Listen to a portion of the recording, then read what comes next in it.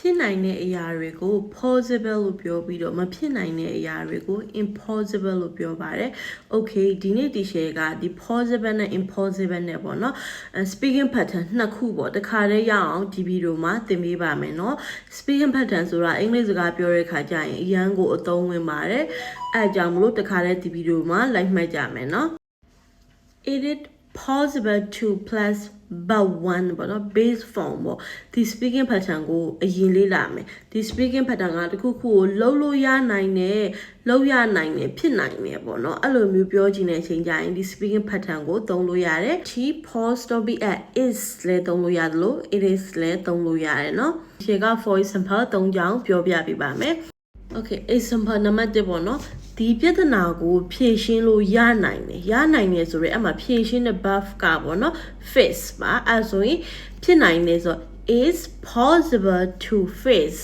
this problem is possible to face this problem ဒီပြဿနာကိုဖြေရှင်းလို့ရနိုင်တယ် Okay example number 2ထီပေါက်ဖို့ဆိုတာဖြစ်နိုင်တယ်ထီပေါက်တဲ့ verb ကဒီမှာ win ပဲသုံးမယ်เนาะတော့ is possible to win the lottery it's possible to win the lottery ထီပေါက်ဖို့ဆိုတာဖြစ်နိုင်တယ်ဆိုတဲ့အဓိပ္ပာယ်ပါ Okay example number 3အင်္ဂလိပ်စကားပြောတတ်ဖို့ဖြစ်နိုင်တယ်အဲ့ဒါဆိုရင် it is possible to speak English it is possible to speak English အင်္ဂလိပ်စကားပြောတတ်ဖို့ဖြစ်နိုင်တယ်အဲ့ဒီမှာ speak ပါကဒါက base form ပါเนาะ Okay အဲ့ဆိုရင်ဒီ possible ဆိုတဲ့ဒီ speaking pattern လေးကတခုခုဖြစ်နိုင်တယ်လုပ်လို့ရနိုင်တယ်ဆိုတဲ့အခြေအနေမှာသုံးလို့ရပါတယ်เนาะအဲ့ဆိုရင်အခုနောက်ထပ် impossible မဖြစ်နိုင်ဘူးလုပ်လို့မရနိုင်ဘူးဆိုတဲ့ speaking pattern ကိုထပ်ပြီးတော့သင်ပေးပါမယ်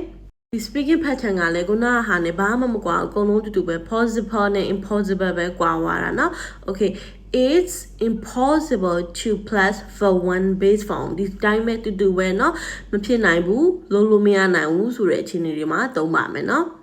အရှိရ speaking pattern နဲ့တပုံနဲ့မလို့ဒီရှယ်က for example ၃ခုပဲတန်းပြောလိုက်တော့မယ်เนาะ possible နဲ့ impossible နဲ့ပဲကွာသွားတာအကုန်လုံးကတူတူပဲเนาะ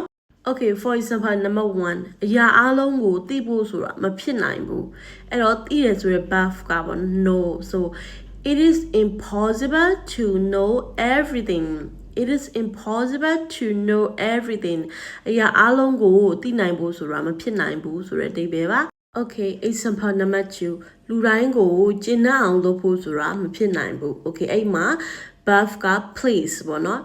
it is impossible to please everyone it is impossible to please everyone လူတိုင်းကိုကျင့်အောင်လုပ်ဖို့ဆိုတာမဖြစ်နိုင်ဘူးဆိုတဲ့အဓိပ္ပာယ်ပါ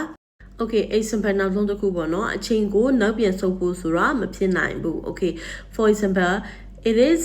impossible to go back in time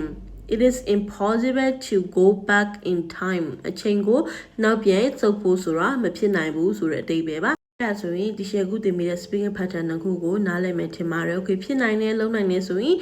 is possible to play but one ပေါ့နော် Okay မဖြစ်နိုင်ဘူးမလုံးနိုင်ဘူးဆိုရင် is impossible to play but one ပေါ့နော် Okay ဒါတွေကိုအသုံးချပြီးတော့ possible ဖြစ်ဖြစ် impossible ဖြစ်ဖြစ်ပေါ့နော်ဒီ comment အောက်မှာဖြည့်ကြည့်ခဲ့ပြီပေါ့နော်ဘာတွေကဖြစ်နိုင်လဲဘာတွေကမဖြစ်နိုင်ဘူးလဲဆိုတာဖြည့်ကြည့်ခဲ့ပြီပေါ့နော် Bye thank you for watching